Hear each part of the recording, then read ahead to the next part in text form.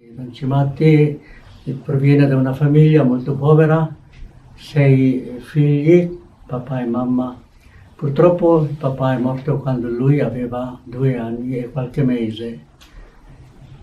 Per grazia di Dio, proprio in quell'anno in cui morì suo papà, ebbe l'occasione e l'opportunità di vedere Don Bosco che andò a Faenza per domandare se poteva costruire la sua scuola.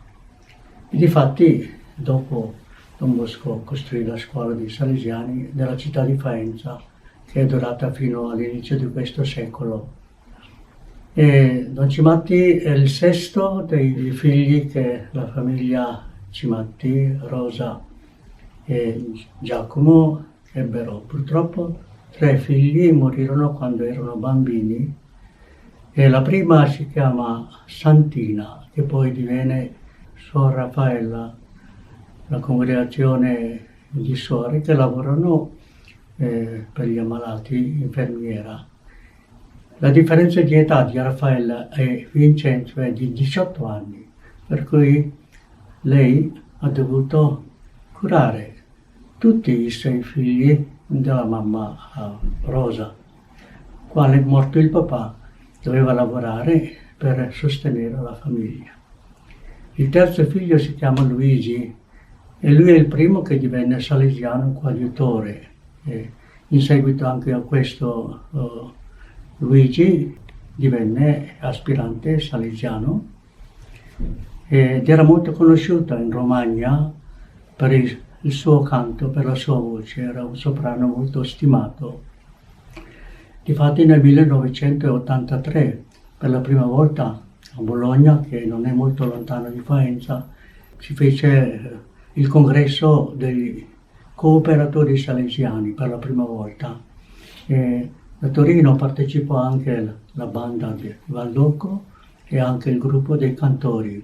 Purtroppo il soprano del gruppo dei cantori, mentre andava a Faenza, da Torino a Faenza ci vogliono 3 ore di treno, persa la voce a prendere il finestrino mentre andava, persa la voce, non poté più cantare.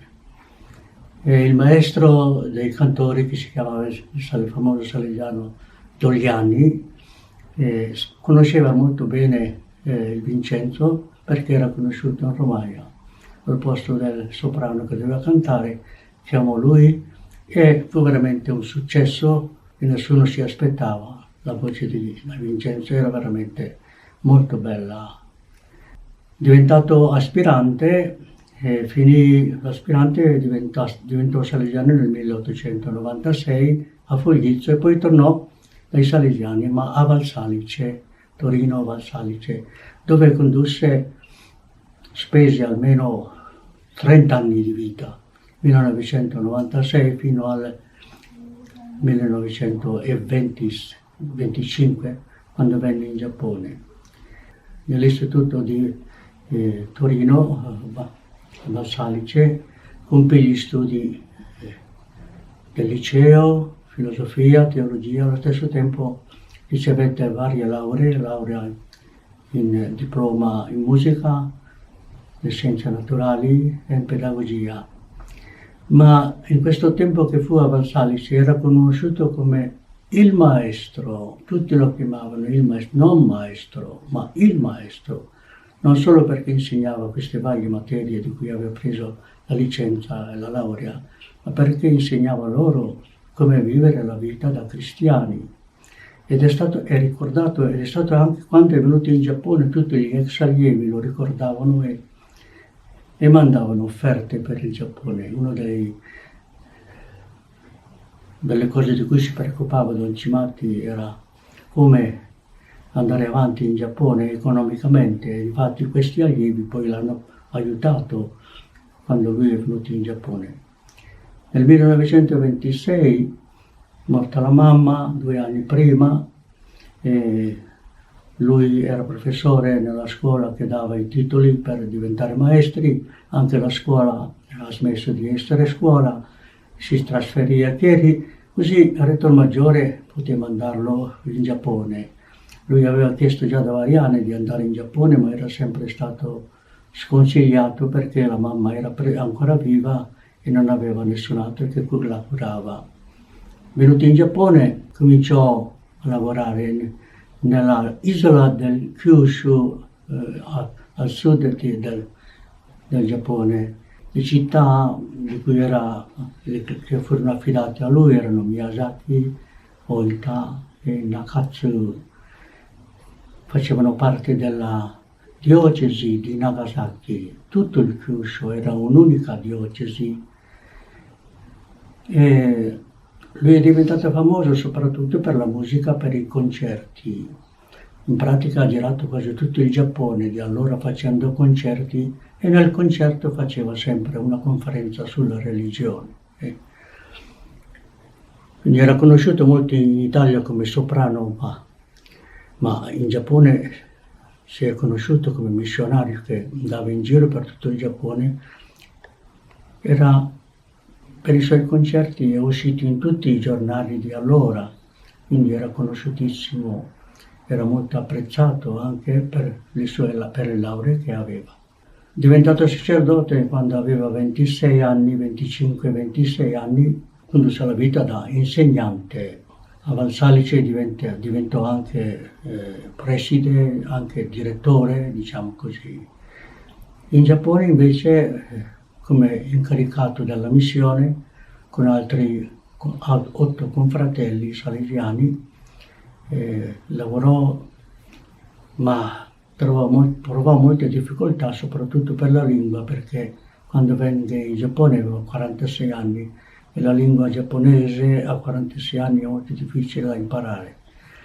Ma comunque riusciva a farsi capire, diciamo così, e quando doveva fare dei discorsi importanti usava il traduttore. Nella sua vita qui in Giappone, fino al 1949, lui è stato superiore e anche ispettore, il primo ispettore del Giappone. È lui che ha portato i salesiani e anche chiamato i figli di Marsiatrice a lavorare in Giappone. In quel tempo era già considerato un santo, da tutti veniva chiamato santo, quando era vivo. Il suo modo di fare era quello di cercare di andare avanti con il sistema di San Francesco di Sales. Quando era sulla nave, è venuto in Giappone impiegando 43 giorni sulla nave, il maestro che insegnava loro per la prima volta il giapponese, prima di uscire dalla nave: ma voi che non capite niente del giapponese, cosa farete? Come farete a vivere? La risposta che egli diede era: noi andremo lì per evangelizzare il Giappone. Non sappiamo come fare, ma il Signore ci penserà a Lui.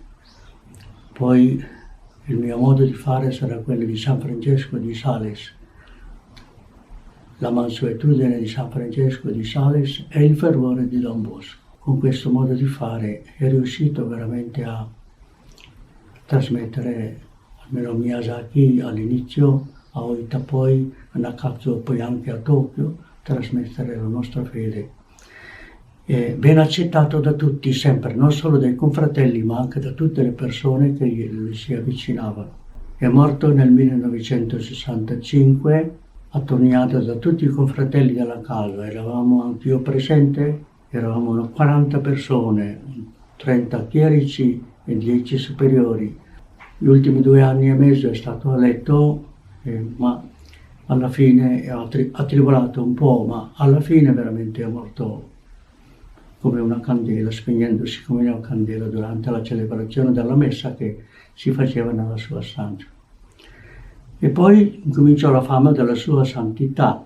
In seguito a questo, lui è morto nel 1965, nel 1982 si costruì questo museo dove conserviamo la sua musica, conserviamo molte fotografie che hanno relazione con la vita sia in Italia, sia a Faenza, sia a Valsalice, come pure soprattutto qui in Giappone, nelle case in cui ha lavorato.